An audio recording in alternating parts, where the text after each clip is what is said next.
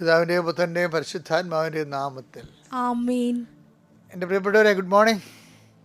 ഇന്ന് മാർച്ച് 4 പ്രത്യക്ഷ പ്രാർത്ഥനയ്ക്ക് തുടങ്ങാം. അമ്മേ പരിശുദ്ധ അമ്മേ, അമ്മേ പരിശുദ്ധ ദൈവമാതാവേ, കൃപാസനത്തിലൂടെ ഞങ്ങൾക്കും ഞങ്ങളുടെ ദേശത്തിനും അമ്മ മധ്യസ്ഥം തേടി തന്ന എല്ലാ അനുഗ്രഹങ്ങൾക്കും കൃപകൾക്കും ഞങ്ങളിപ്പോൾ ഹൃദയം നിറഞ്ഞ നന്ദി പറയുന്നു.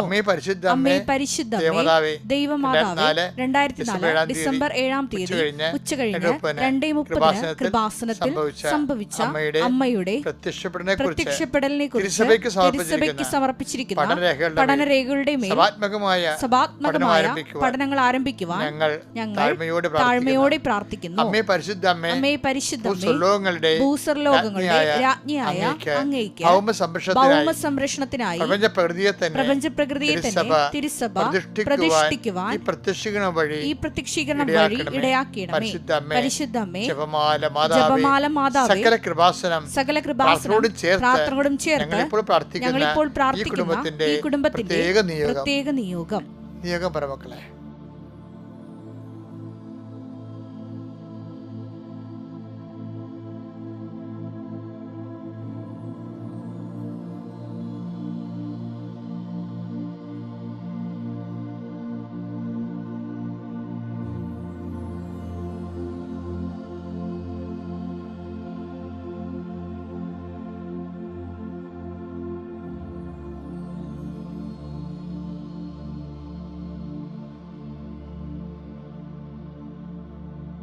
അമ്മയുടെ പ്രത്യക്ഷീകരണത്തിന്റെ അനുഗ്രഹവേളയിൽ ഞങ്ങൾക്ക് സാധിച്ചു തരുവാൻ കനിയണമേ.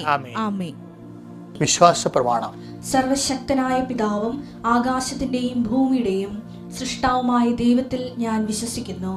അവിടുത്തെ ഏകപുത്രനും ഞങ്ങളുടെ കർത്താവുമായ ഈശോമിശിഹായിലും ഞാൻ വിശ്വസിക്കുന്നു. ഈ പുത്രൻ പരിശുദ്ധാത്മാവിനാൽ ഗർഭസ്ഥനായി കന്യകാമറിയത്തിൽ നിന്ന് പിറന്ന് പൊന്തിയോസ് പീലാത്തോസിന്റെ കാലത്ത് പീഡകൾ സഹിച്ച് കുരിശിൽ തറയ്ക്കപ്പെട്ട് മരിച്ച് അടക്കപ്പെട്ട് പാതാളങ്ങളിൽ ഇറങ്ങി മരിച്ചവരുടെ ഇടയിൽ നിന്ന് 3-ാം നാൾ ഉയർത്ത് സ്വർഗത്തിലേക്ക് എഴുന്നള്ളി സർവശക്തിയുള്ള പിതാവായ ദൈവത്തിന്റെ വലതുഭാഗത്തിരിക്കുന്നു. അവിടെ നിന്ന് ജീവിക്കുന്നവരെയും മരിച്ചവരെയും വിധിക്കുവാൻ വരുമെന്നും ഞാൻ വിശ്വസിക്കുന്നു. പരിശുദ്ധാത്മാവിലും ഞാൻ വിശ്വസിക്കുന്നു. വിശുദ്ധ കത്തോലിക്കാ സഭയിലും പുണ്യവാന്മാരുടെ ഐക്യത്തിലും പാപങ്ങളുടെ മോചനത്തിലും ശരീരത്തിന്റെ ഉയർപ്പിലും നിത്യമായ ജീവിതത്തിലും ഞാൻ വിശ്വസിക്കുന്നു. ആമേൻ. സ്വർഗ്ഗസ്ഥനായ ഞങ്ങളുടെ പിതാവേ, അങ്ങയുടെ നാമം പൂജിതമാകണമേ. അങ്ങയുടെ രാജ്യം വരണമേ. അങ്ങയുടെ തിരുമനസ് സ്വർഗത്തിലെ പോലെ ഭൂമിയിലും ആകണമേ. അന്നു വേണ്ടുന്ന ആഹാരം ഇന്ന് ഞങ്ങൾക്ക് തരണമേ. ഞങ്ങളോട് തെറ്റ് ചെയ്യുന്നവരോട് ഞങ്ങൾ ക്ഷമിക്കുന്നത് പോലെ ഞങ്ങളുടെ തെറ്റുകൾ ഞങ്ങളോടും ക്ഷമിക്കണമേ. ഞങ്ങളെ പ്രലോഭനത്തിൽ ഉൾപ്പെടുത്തരുതേ, തിന്മയിൽ ഞങ്ങൾ രക്ഷിക്കണമേ. ആമേൻ. നന്മ നിറഞ്ഞ മറിയമേ, സ്വസ്തി. കർത്താവ് അങ്ങയുടെ കൂടെ സ്ത്രീകളിൽ അങ്ങ് അനുഗ്രഹിക്കപ്പെട്ടവളാകുന്നു.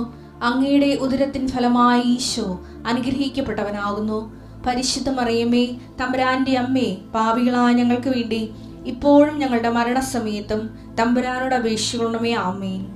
എൻ്റെ പ്രിയപ്പെട്ടവരെ, സന്തോഷത്തോടെ നമുക്ക് അനുദിന അനുഗ്രഹ പ്രാർത്ഥനയിലേക്ക് വരാം.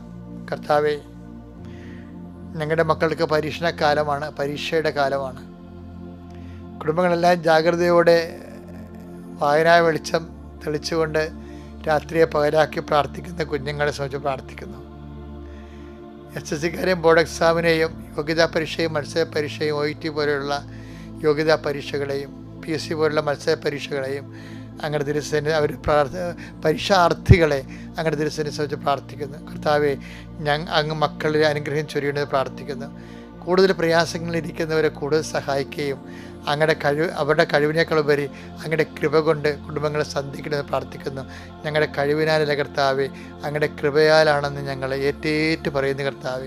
കർത്താവെ, നിൻ്റെ പീഡാനുഭവത്തിൻ്റെ യോഗ്യത, നിൻ്റെ കുരിശുമണ്ഡത്തിൻ്റെ യോഗ്യത, നിൻ്റെ തിരുവാല മുറിവിൻ്റെ യോഗ്യത, നിൻ്റെ മുളുക്കിടത്തിൻ്റെ യോഗ്യത, കർത്താവെ, നിൻ്റെ ഉയർത്തെഴുന്നേൽപ്പിൻ്റെ യോഗ്യതയാൽ അങ്ങനെ മക്കളോട് കരുണ തോന്നണമെന്ന് പ്രാർത്ഥിക്കുന്നു. എൻ്റെ കർത്താവിൻ്റെ ഉന്നതമായ നാമത്തിൽ, സഭയുടെ അധികാരത്തിൽ, കുരിശടയാളത്തിൽ, ദൈവശക്തി നിങ്ങളുടെ തൊഴിലിടങ്ങൾ അനുഗ്രഹിക്കപ്പെടട്ടെ. നിങ്ങളുടെ ജീവിത മാർഗങ്ങൾ അനുഗ്രഹിക്കപ്പെടട്ടെ.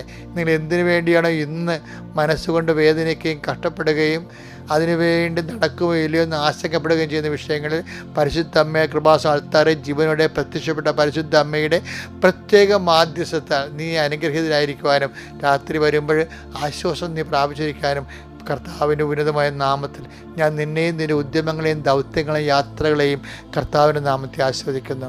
നിത്യം പിതാവും പുത്രനും പരിശുദ്ധാത്മാവിനെ നയിക്കുക. എൻ്റെ പ്രിയപ്പെട്ടവരെ, നമ്മൾ ഇന്ന് വായിക്കാൻ പോണത് യോഹന്നാന്റെ സുവിശേഷം 5-ാം അധ്യായം 1 മുതൽ 7 വരെയുള്ള വചനങ്ങൾ. ഇതിന് ശേഷം യഹൂദരുടെ ഒരു തിരുനാളിന് യേശു ജെറുസലേമിലേക്ക് പോയി. ജെറുസലേമിൽ അജകവാടത്തിനടുത്ത് ഹെബ്രായ ഭാഷയിൽ ബെത്സദ എന്ന് വിളിക്കുന്ന ഒരു കുളമുണ്ടായിരുന്നു. അതിന് 5 മണ്ഡപങ്ങളും ഉണ്ടായിരുന്നു. അവിടെ കുരുടരും മുടന്തരും തളർവാദക്കാരുമായ അനേകം രോഗികൾ കിടന്നിരുന്നു. 38 വർഷമായി രോഗിയായിരുന്ന ഒരുവൻ അവിടെ ഉണ്ടായിരുന്നു. അവൻ അവിടെ കിടക്കുന്നത് യേശു കണ്ടു. അവൻ വളരെ നാളായി കിടപ്പിലാണെന്നറിഞ്ഞ് യേശു ചോദിച്ചു, സുഖം പ്രാപിക്കാൻ നിനക്ക് ആഗ്രഹമുണ്ടോ? അവൻ പറഞ്ഞു, കർത്താവേ, വെള്ളമിളകുമ്പോൾ എന്നെ കുളത്തിലേക്ക് ഇറക്കാൻ ആരുമില്ല. ഞാൻ എത്തുമ്പോഴേക്കും മറ്റൊരുവൻ വെള്ളത്തിൽ ഇറങ്ങിക്കഴിഞ്ഞിരിക്കും. എൻ്റെ പ്രിയപ്പെട്ടവരെ, ഇത് സുന്ദരമായ ഒരു സുവിശേഷ സംഭവമാണ്. ഇതേക്കുറിച്ച് നിങ്ങൾ ഒത്തിരി കേട്ടിട്ടുണ്ട്. ഞാൻ കേട്ടതൊന്നുമല്ല പറയാൻ ഉദ്ദേശിക്കുക. ഞാൻ പലപ്പോഴും നിങ്ങൾ പങ്കുവെക്കണതേ എൻ്റെ ആധ്യാത്മിക ജീവിതത്തിൽ കർത്താവ് എന്നോട്, എൻ്റെ ധ്യാനങ്ങളിൽ കർത്താവ് എന്നോട് പറഞ്ഞ കാര്യങ്ങളായിരിക്കും ഞാൻ മിക്കവാറും. ഇതൊന്നും വായിച്ചിട്ടൊന്നുള്ള പുസ്തകമല്ല. ചിലതൊക്കെ ശാസ്ത്രീയമായ കാര്യങ്ങൾ ക്ലാരിഫിക്കേഷന് വേണ്ടി ഞാൻ ചില വ്യാഖ്യാനങ്ങൾ നോക്കും. പറയുമ്പോൾ തെറ്റിപ്പോകും. സഭയുടെ നിലപാട് കൂടി അറിയണമല്ലോ നമ്മൾ. അപ്പം അല്ലെങ്കിൽ പലപ്പോഴും ഞാൻ എൻ്റെ എപ്പോഴും ജീവിതത്തെ അഡ്രസ്സ് ചെയ്യാനാണ് ഞാൻ പലപ്പോഴും സുവിശേഷത്തെ ഒരു മാധ്യമമാക്കണത്. കാര്യം അത് എക്സ്പീരിയൻഷ്യൽ ബിബ്ലിക്കൽ തിയോളജി അല്ല. ബൈബിൾ ദൈവശാസ്ത്രമാണ്, പക്ഷെ അത് ക്ലാസ് റൂമോ അക്കാഡമിക്കോ അല്ല എന്നതിനേക്കാളുപരി ജീവിതത്തോട് മല്ലിടുന്ന വ്യക്തികൾക്ക് ഒരു ഏലാം പാട്ട് പോലെയാണ് ഞാൻ ഉദ്ദേശിക്കുന്നത്. ചില പറഞ്ഞ ഏലസോ എന്ന് പറയുമ്പോൾ നല്ല ഭാരമുള്ളതാണെങ്കിലും ആൾക്കാർ ഭാരവണ്ടികൾ തള്ളിക്കയറാൻ കണ്ടിട്ടില്ലേ? അപ്പം ജീവിതം തള്ളിക്കയറ്റി ഉന്തി ഉരുട്ടി കൊണ്ടുപോകുന്നതിനെ സംബന്ധിച്ചിടത്തോളം ഒരു ദൈവത്തിൻ്റെ സാന്നിധ്യത്തിൻ്റെ അപ്പ് എന്ന് പറഞ്ഞാൽ നമ്മൾ ഓട്ടക്കാരെ പ്രോത്സാഹിപ്പിക്കുന്ന പോലെ ആണ് ഞാൻ ശരിക്കും പറഞ്ഞാൽ സുവിശേഷം എനിക്ക് കിട്ടിയിരിക്കുന്ന ഒരു അഭിഷേകം. അതാണ് ഞാൻ വിവേചിച്ചിരിക്കുന്നത്. ഞാനിപ്പോൾ ഇത് പറയാൻ കാരണമേ, ഇപ്പം ഇത് കണ്ടില്ലേ, ഇയാളുടെ കിടപ്പ് കണ്ടില്ലേ? ഇയാൾ തലവാത രോഗിയാണ്. ബെത്സേദ കുളത്തിൽ, ഞാൻ ആ കുളത്തിൻ്റെ കാര്യം പോയതാണ്. അത് നമ്മുടെ നാട്ടിലെ കുളം പോലെ ഇങ്ങനെ ഇരിക്കുന്ന കുളമല്ല, അതിങ്ങനെ അറുത്ത് പൊറിച്ച് ടാങ്ക് പോലെ ഇരിക്കുന്ന കുളമാണ് അവർ കാണിക്കണത്. ബെത്സേദ കുളമാണെന്ന് പറഞ്ഞാൽ സ്പേസും സ്പോട്ടൊക്കെ ഏറെക്കുറെ കറക്റ്റാണ്. പക്ഷേ നല്ല ഒരു 8 അടിയൊക്കെ ആഴമുണ്ടെന്ന് പറയുന്നത്. 8 അടി, 6 അടി ഇങ്ങനെ ചതുരത്തിൽ കിടക്കണം. അപ്പം അവിടെയൊക്കെ എന്ന് വെച്ച് കഴിഞ്ഞാൽ ആൾക്കാർക്ക് ഈ തലവാര രോഗിക്ക് ഈ വെള്ളം ഇറങ്ങുമ്പോൾ ഇറക്കണമെന്നുണ്ടെങ്കിൽ സ്റ്റെപ്പ് ഉണ്ടാകും, പക്ഷെ ആരെങ്കിലും സഹായം വേണ്ടി വരും. അല്ലാതെ നമ്മുടെ കുളങ്ങൊന്ന് തീട്ടി അത് നമുക്ക് ഒറ്റയ്ക്ക് ഇറങ്ങാൻ പറ്റും. ഇതങ്ങനെ ഇറങ്ങാൻ പറ്റത്തില്ല. ഇതിന് സ്റ്റെപ്സുകളുണ്ട് താഴേക്ക് സൈഡിൽ കൂടി. അതിനെ ആ ചെറിയ സ്റ്റെപ്പ് ആരെങ്കിലും സഹായിക്കണം. അപ്പോൾ എന്താ പ്രശ്നം വെച്ച് കഴിഞ്ഞാൽ ഈ മനുഷ്യൻ 38 കൊല്ലമായി. ദാറ്റ് മീൻസ് ഇയാൾ വന്ന സമയത്ത് ജനിച്ച പിള്ളേർക്കൊക്കെ ഇപ്പോൾ 38 വയസ്സുകൊണ്ട് നടത്താം. 30 വർഷങ്ങളായി. ഈ വർഷങ്ങളായിട്ടും ഈ മനുഷ്യൻ അവിടെ കിടക്കുകയാണ്. വർഷങ്ങളായിട്ട് ദൈവദൃശ്യത്തിൽ കിടക്കണ കുറേ മനുഷ്യരുണ്ട്. എന്ന് വെച്ചാൽ ഒരു മധ്യസ്ഥന്മാരും സഹായിക്കാതെ കിടക്കുന്ന ആൾക്കാരുണ്ട്. വർഷങ്ങളായിട്ട് ഒരേ വിഷയം തന്നെ. ചിലരെന്നെ പറയും, എൻ്റെ അച്ഛാ 75 കൊല്ലമായി ഈ പാകോടമ്പടിക്ക് വേണ്ടി എൻ്റെ അപ്പാപ്പ ശ്രമിച്ചു, എൻ്റെ അപ്പ ശ്രമിച്ചു. ഇപ്പം എൻ്റെ കാലത്ത് എൻ്റെ മരുമകൾ ആണ് കല്യാണം കഴിച്ച് വന്നപ്പോഴാണ് അവളാണ് എൻ്റെ പുറകെ തൂങ്ങിയിട്ട് ഇപ്പം പെട്ടെന്ന് ഉടമ്പടി എടുത്തപ്പോൾ നടന്നതെന്ന് പറയും. അപ്പോൾ ഞാൻ ഓർക്കുകയും ചില കാര്യങ്ങളിങ്ങനെ നീണ്ടു പോയേക്കാണ്. ആ മരുമകൾ പുതുതായിട്ട് വന്നതാണ് അവൾ. അപ്പോൾ അവൾക്കാണ് അവിടെ വിശ്വാസത്തോടു കൂടി അത് ആ ഉടമ്പടി ചെയ്തിട്ട് ഈ ഉടമ്പടി ചെയ്യാൻ വേണ്ടി ദൈവത്തിൻ്റെ കരുണയെ ആശ്രയിച്ച് അത് വർക്കൗട്ടാക്കി എടുത്തിരിക്കണത്. ഇപ്പം ചില കാര്യങ്ങൾ ഇങ്ങനെ ലാഗ് ചെയ്യുന്ന കാര്യമാകാം, പക്ഷേ ലാഗ് ചെയ്ത കാര്യങ്ങളായാലും ഇപ്പം അതുകൊണ്ട് ഞാനിതെല്ലാം പിടിക്കണത്. ഇപ്പം 25 കൊല്ലമായ മക്കളിൽ എന്ന് പറഞ്ഞാലും ഞാൻ പറഞ്ഞ ഉടമ്പെടുത്ത് നമുക്ക് നോക്കാം എന്ന് പറയും. എന്താ കാര്യം? കർത്താവ് ഏത് അന്ത്യവിനാഴികയ്ക്കും ഇടപെടുന്ന സ്വഭാവമാണ്. 18ാമത്തെ കൊല്ലം അവൻ അവിടെ കിടക്കുന്നത്, നീ ഇതൊക്കെ കേൾക്കണം കേട്ടോ. ഇന്നത്തെ യാത്രയ്ക്ക് മുമ്പേ അവൻ അവിടെ കിടക്കുന്നത് അവൻ കണ്ടുവെന്നാണ്. പലരും കണ്ടു കാണുവേ, പല അണ്ണന്മാരും കാണേണ്ടവൻ കാണാതിരിക്കുന്നതും കാരണം വേറെ ആരും കണ്ടിട്ട് കാര്യമില്ല. കുറേ അണ്ണന്മാർ കണ്ടു, പഞ്ചായത്ത് മെമ്പർ കണ്ടു, അല്ലേ? അവർ ചിലപ്പോൾ മന്ത്രിമാരുടെ പോയി കാണും, ചിലപ്പോൾ നിയമജ്ഞന്മാർ പോയി കാണും. ഒരാൾ കർത്താവിന് ഇഷ്ടമാണെങ്കിൽ പോണ ആൾക്കാരൊക്കെ പേര് പറയാനേ സമരക്കാരൊക്കെ അതേ പറയുന്നുണ്ട്. പുരുകുതം പോയി, ലവയാൻ പോയി എന്നൊക്കെ പറയണില്ലേ? അതുപോലെ ഇവൻ്റെ അടുത്ത് കൂടി പുരോഹിതൻ ലവയാനും അതുപോലെയുള്ള പല ആൾക്കാർ നിയമജ്ഞരും രാജാക്കന്മാരും ഭടന്മാരും ഒക്കെ പോയി കാണാം. ഒത്തിരി പേര് ഇവൻ്റെ കാഴ്ച കണ്ട് കാണും. പക്ഷേ കാണേണ്ടവൻ കാണണം. അതുകൊണ്ടാണ് ഞങ്ങൾക്ക് അവരുണ്ട് ഇയാൾ ആ ടൈപ്പായിരുന്നു, ഞങ്ങൾക്ക് അവരുണ്ട് ഇവരുണ്ട് എന്നൊക്കെ പറയാം. ചിലർ പറയല്ലേ മന്ത്രിയുടെ PA ആണ് എൻ്റെ അമ്മാവൻ്റെ മകൻ എന്നൊക്കെ പറയത്തില്ലേ, ഞങ്ങൾക്ക് അവരുണ്ട് ഇവരുണ്ടെന്നൊക്കെ പറയും. ഈ ഒത്തിരി വീമ്പിളക്കായിരിക്കണം നല്ല കേട്ടോ, ഹെൽത്തി. അതറിയാമോ? ആരും നമ്മളെ തക്ക സമയം സഹായിക്കത്തില്ല. ഇവർ പലരും ഉണ്ടെന്ന് വിചാരിച്ചുകൊണ്ട് നിങ്ങൾ കാണേണ്ടവനെ കാണിക്കത്തില്ല, ദൈവത്തിൽ ആശ്രയിക്കത്തില്ല. ഇയാളും പണ്ട് അങ്ങനെയായിരുന്നു. ഇയാൾക്ക് പല ആൾക്കാരുണ്ടായിരുന്നു. ഒത്തിരി പേര് ഇയാളെ വെള്ളം പിടിച്ചെടുക്കാൻ വേണ്ടി കുറേ ആൾക്കാരുണ്ടാവില്ലേ. യഹൂദന്മാർ അങ്ങനെ പരസ്പരം സഹായിക്കുന്ന ആൾക്കാരല്ലെങ്കിൽ പോലും പൊതുവെ നോക്കുമ്പോൾ നമുക്ക് സഹായിച്ചവരും ഉണ്ട്. ഇപ്പം യഹൂദന്മാരൊക്കെ അടച്ചുകുറ്റം പറയല്ലേ ഞാൻ. സമരക്കാരുടെ കാര്യത്തിൽ ഒത്തിരി പേരിങ്ങനെ നിരുത്തരവാദിത്തം കാണിക്കുന്നുണ്ടെങ്കിലും ഒരുത്തൻ്റെ വീട് പൊളിച്ച് 4 പേര് കൂടി കട്ടിലോടുകൂടി ഇറക്കുന്ന ആൾക്കാരില്ല. അതുപോലെ അങ്ങനെ കുറേ ആൾക്കാർ ഇയാൾക്കും പണ്ടുണ്ടായിരുന്നതാണ്. ഇപ്പം വിളകും. റാഫേൽ മാലാഖെ ബസ്സേത കുളത്തിൽ ഇറങ്ങുമ്പോൾ കലക്കും. അപ്പോൾ പിടിച്ചു കിടത്താതെ ഇയാൾക്ക് നല്ല ആരോഗ്യമുണ്ടായ കാലത്ത് ആരോഗ്യമുള്ള ചെറുപ്പക്കാരൊക്കെ ഈയുടെ കൂടെ ഉണ്ടായതാണ്. ഇപ്പം ശരിയാക്കി തരാമെന്ന് പറഞ്ഞ് കുറേ ആൾക്കാർ ഈയുടെ കൂടെ ഉണ്ടായാണ്. ചിലപ്പോൾ ഇവിടെ ഭാര്യയും ഉണ്ടായി. മിക്കവാറും ഡൈവേഴ്സ് ചെയ്ത് പോയി കാണും. മിക്കവാറും ഇത്രയും വർഷങ്ങളല്ലേ.